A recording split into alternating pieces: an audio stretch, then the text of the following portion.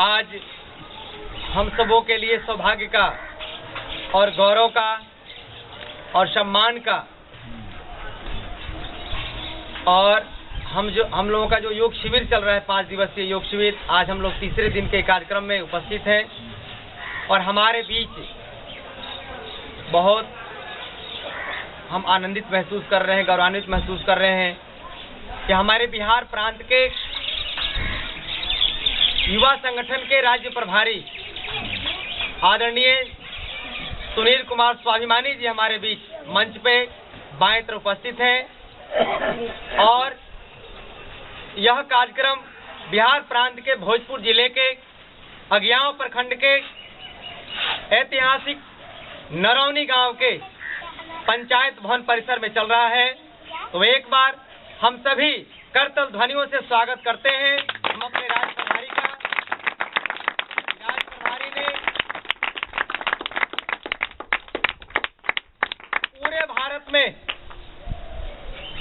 एक ऐसे ओजस्वी, तेजस्वी और अखंड प्रचंड पुरुषार्थ करने वाले युवा प्रभारी हैं जो अपने घर परिवार के सारे दायित्वों का निर्वहन करते हुए और परम पूज्य श्रद्धेय स्वामी रामदेव जी महाराज के उस संकल्प को भी रात दिन पूरा करने के लिए हमेशा एक एक पल को सबके साथ व्यतीत करने का भाव रखते हुए बिहार प्रांत के एक एक गांव का दौरा कर रहे हैं, एक एक गलियों में जाकर के योग के महत्व को द्वार द्वार जाकर के योग की इस परंपरा को फिर से स्थापित करने का संकल्प लेकर के हमारे युवा प्रभारी आदरणीय सुनील कुमार स्वाभिमानी जी जो पूरे बिहार प्रांत के युवाओं को नेतृत्व दे रहे हैं और हमारे मंच पे आदरणीय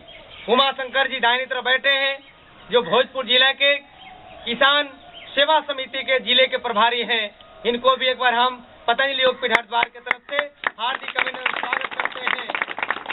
हम चाहेंगे कि हमारे बीच आदरणीय युवा प्रभारी जी आए हैं, हम सभी ग्राम वासियों को 2 शब्द पवित्र वाणी से, ओजस्वी भाषणों से, ओजस्वी व्यक्तित्व से हम सबको प्रेरित करें।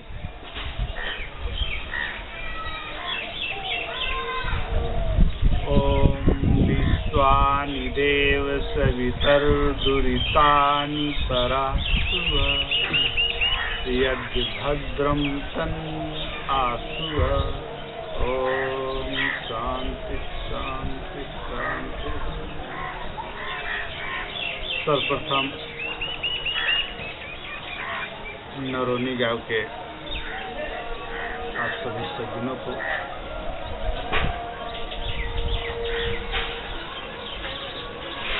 प्रभात काल में योग रूपी गंगा में स्नान करने के लिए अभिनंदन करता हूँ, वंदन करता हूँ।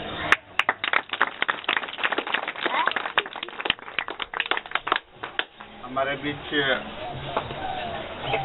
जिले का किसान सेवा समिति किसानों के बीच जो कार्य करती है, किसानों का समृद्धि के लिए लोग पर कैसे प्रोडक्शन को ज़्यादा से ज़्यादा करें, विश्व कृषि की बढ़ावा देने के लिए हमारे बीच किसान सेवा समिति के जिला प्रभारी समर्था के साथ लगातार सेवा दे रहे हैं। बड़े पैमाने है।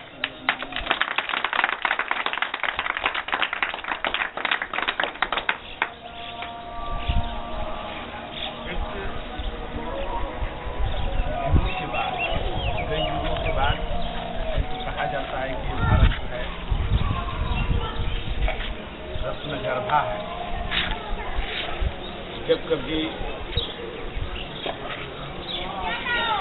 अपनी संस्कृति, अपनी सभ्यता, कल्चर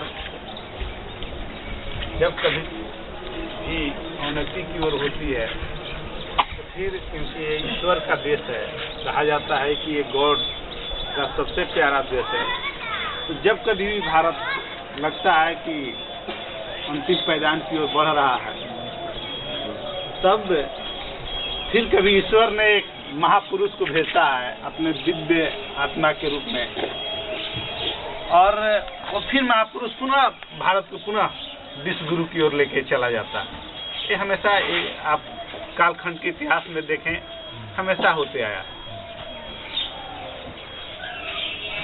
एक महान आत्मा ने, एक ऋषि ने, महर्षि ने एक सपना देखा, संकल्प लिया कि भारत को बीमारी मुक्त भारत बनाने का, डिजीज फ्री इंडिया का संकल्प लिया, गरीबी मुक्त, बेरोजगारी मुक्त भारत का संकल्प लिया। पूरा भारत का इतिहास देखें तो इस भारत को किसी ने बनाया है तो ऋषि महर्षियों ने बनाया, किसी राजनेता ने भारत को नहीं बनाया। उसके मूल में हमारे ऋषि महर्षि रहे। अब कोई भी बड़ा आंदोलन देख लें,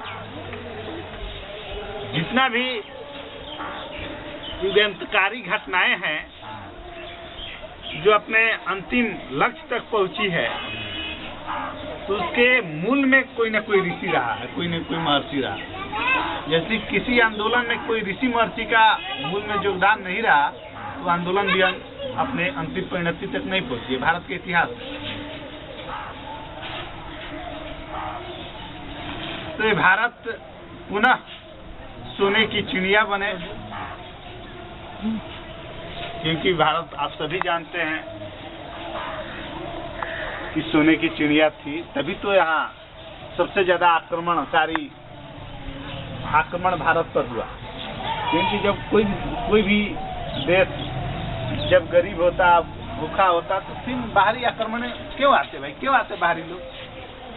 यानी जहाँ समृद्धि है वहीं चोर जाता है, ये प्रमाण है। तो पहली बार सोने की चिड़िया जो अपना देश रहा, पहली बार किसी ऋषि ने, स्वामी जी ने, योग गुरु ने पहली बार सोने की चिड़िया जो देश रहा, सोने की चिड़िया बनाना में कोई बड़ी उपलब्धि नहीं हुई। सोने का हाथी बनाने का संकल्प लिया प्रथम पहली बार। आज भारत स्वावलंबी भारत की ओर आगे बढ़ चुका है। आज पतंजलि का स्वदेशी जो प्रकल्प है, आप सभी परिचित हैं, 5,000 करोड़ का पिछले बार टर्नओवर हुआ। पूरे एमएनसी, पूरी विदेशी कंपनियों के ड्राइंग टेबल की बात कर रहे हैं तो डाइनिंग टेबल तक पतंजलि छा गया। कैसे पतंजलि को रोका जाए?